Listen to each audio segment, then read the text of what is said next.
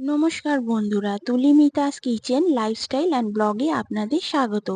আজ বানাবো কাচকি মাছ দিয়ে লাউয়ের খোসা ভাজা। এর জন্য লাগবে কাচকি মাছ, লাউয়ের খোসা, পেঁয়াজ কুচি, টমেটো কুচি, ধনেপাতা ও কাঁচা লঙ্কা। এবং মশলার মধ্যে লাগবে হলুদ গুঁড়ো, নুন, কর্নফ্লাওয়ার, কালো জিরে ও তেল। প্রথমে আমরা কাচকি মাছ ধুয়ে কর্নফ্লাওয়ার ও নুন দিয়ে মেখে নিয়েছি। এরপর গ্যাস অন করে কড়াই বসিয়ে দিতে হবে। কড়াই গরম হলে রিফাইন অয়েল দেব। তেল ভালো করে গরম হলে তাতে কর্নফ্লাওয়ার মাখানো কাচকি মাছ দিয়ে ভেজে নিতে হবে।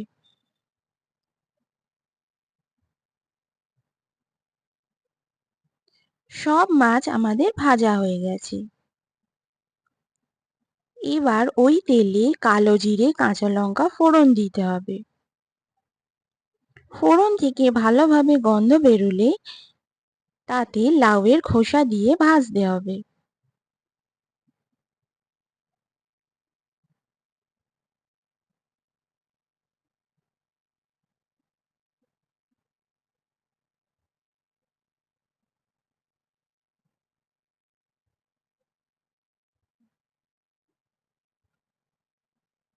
এরপর এতে পেঁয়াজ কুচি, কাঁচা লঙ্কা, টমেটো কুচি দিয়ে ভালোভাবে ভেজে নিতে হবে।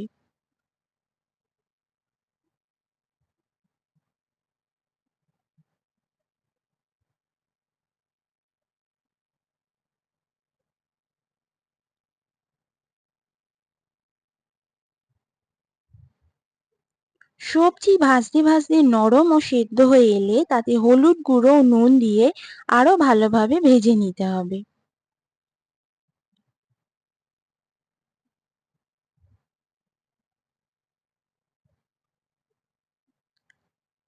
লাউয়ের খোসা ভালোভাবে ভাজা ও সেদ্ধ হলে তাতে ভাজা কাঁচকি মাছ দিয়ে ভালোভাবে মিশিয়ে নিতে হবে।